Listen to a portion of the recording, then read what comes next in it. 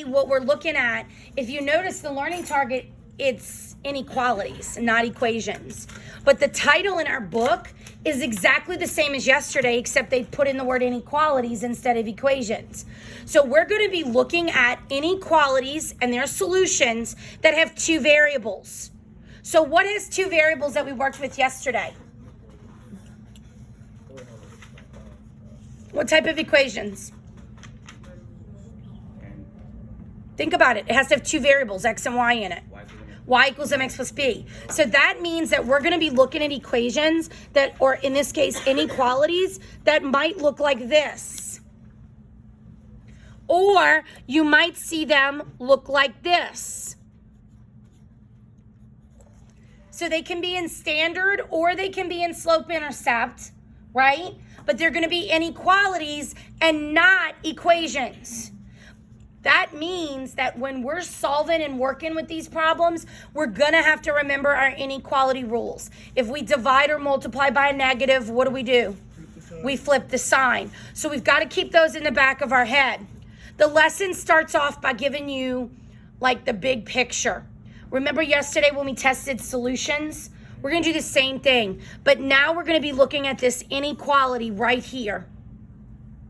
They want to know, of these two rows, which ones are possible solutions for this inequality. So I'm going to ask you the same question I asked you yesterday. This half of the room, test the first row. This half of the room, test the second row. And circle the ones that work in the inequality. You may begin.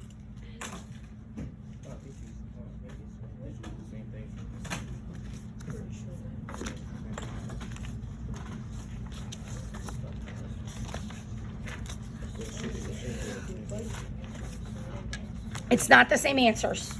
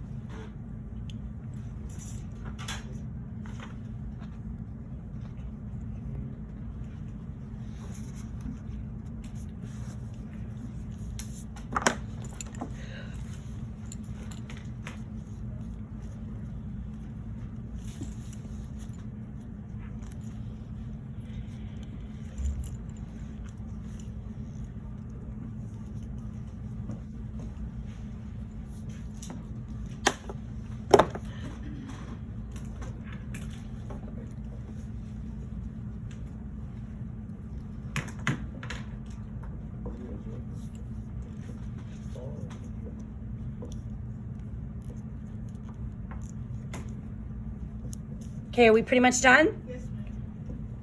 Okay, so let's look at I. Which ones did y'all think worked? 3 coming to -1, 0, 0, 1, 6. Okay, what about this one? No. Let's check it. 2 goes in, we get 8. 8 minus 3 is 5. 5 is less than or equal to 10. Yes, so it does work. Okay, let's go to the second row. Which ones do y'all think? The first 3, very good. So what I know from this is that everybody in here knows how to decide if a solution works in an inequality. So how did you decide? By plugging it in, and what did it have to do? It had to meet the qualities of the inequalities. If it was less than, then it had to be less than the other number on the other side. It had to make the statement true. So let's take this a little bit further. All of the ones we circled, plot on the graph. Okay? So we're going to do 3, 2. And we're going to do 2, 3. And -1, 14. And 0, 0. And 1, -6, and 5, 10, and 0, -10, and 3, 4, and 6, 0, and 4. Oh, wait, no, I'm doing the ones that aren't. Yeah, there we go. All right, so I did it. Do you notice something? Do they have any answers over here? It looks almost like all of the answers are kind of together, right? So if I look at okay, these are all possible solutions, right? Where do you think? Joshua was one question from a perfect score. Just had to tell you that real fast because I'm so proud of her. She doesn't know she's on video. What do you think we notice about Jimerson? That's who that was. What do we think we notice about this? They're all kind of grown together. Let me ask you a question. If I pick a point here, will it work in the inequality? Why are you saying that so quickly? Well, let's pick one. Let's pick this one right here. What is that? 1, 2, 3, 4, 5, 6, 7, 8, comma, negative 1. Try that in the inequality.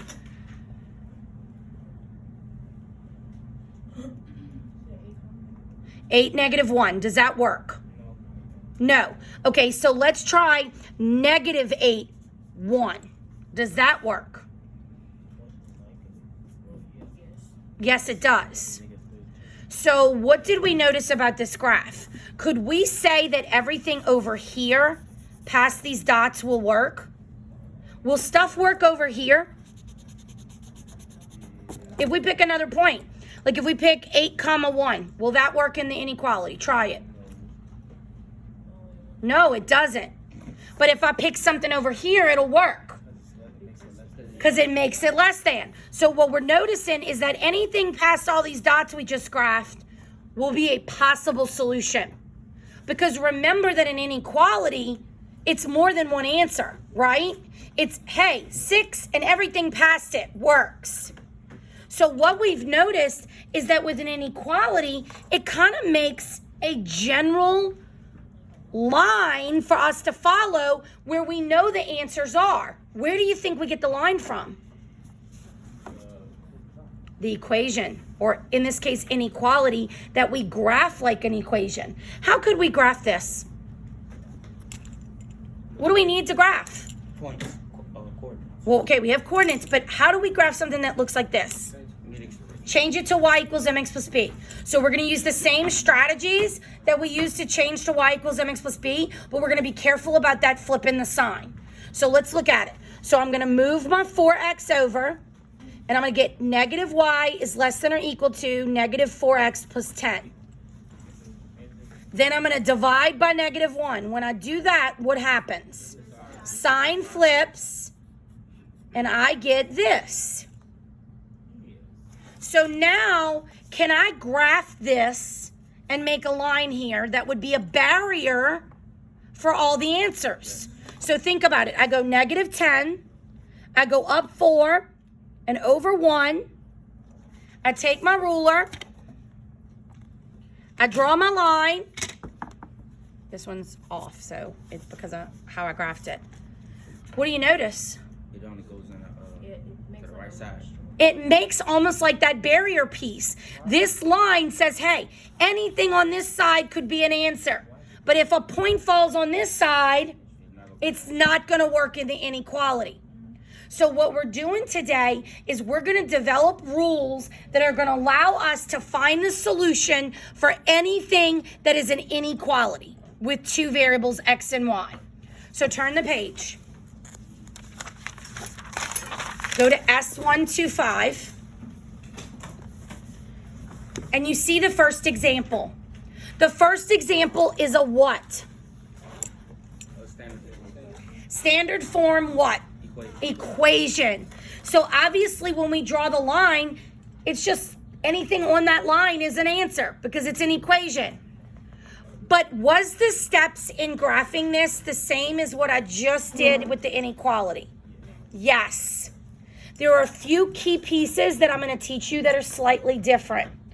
The first is we have to have a rule for the symbol. If the symbol does not have a line underneath it, we're going to make a dashed line. That tells us it's not included. If the symbol has a line underneath it, we are going to use a solid line. That says, hey, anything on the line is included. It's the same concept of open and closed, but we use dashed and solid, okay? We are also going to talk about greater than symbols are going to be above the line, and less than are going to be below the line. Okay? So we're going to have a few more rules. Let's look at the first one, and then we're going to develop our criteria so that you can use it to graph them. As with solving an inequality and putting it on a number line, the answer is the graph.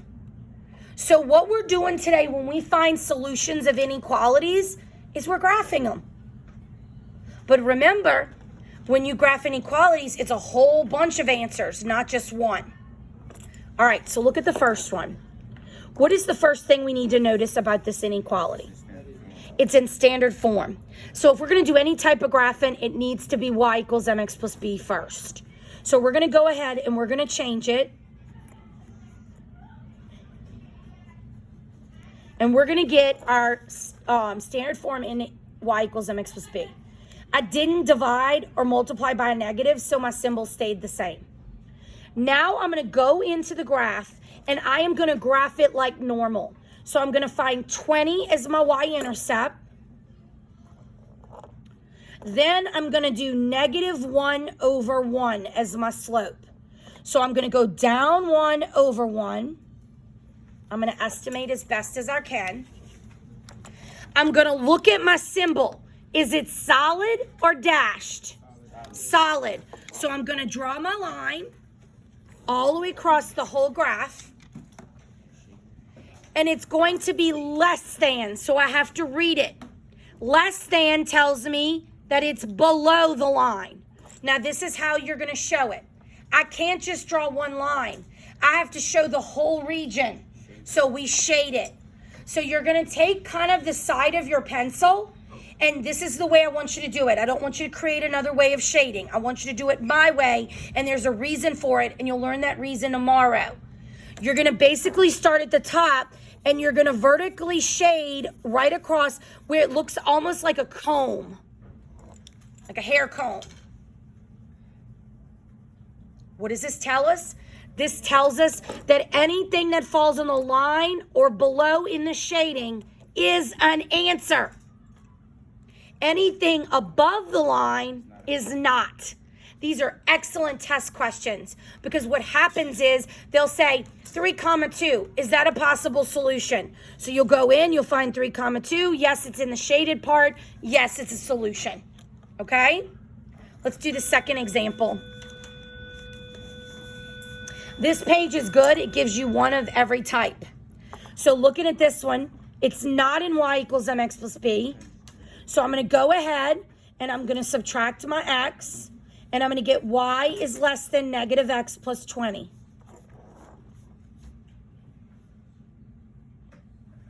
Now, since it's in y equals mx plus b, I'm going to graph normal.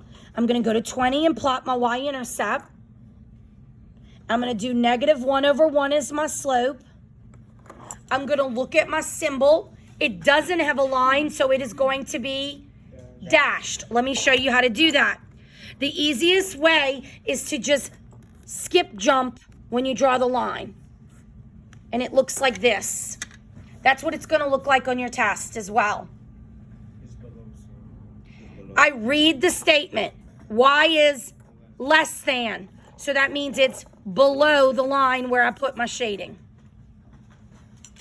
Do not make it the shading dark.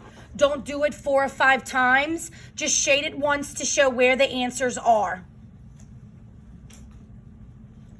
Okay, so before we do the next 2 examples, talk to me about what we did. What was the first thing we did? This is our criteria of mastery. So the first thing we did is put it in y equals mx plus b form. And I'm going to put a little note here. Watch for inequality flipping. Because that's going to be the big thing you got to watch for. Do I have to flip the sign? Did I divide by a negative or multiply by negative. All right, what was the second thing you did? The graph. Right, so I plotted y-intercept and slope.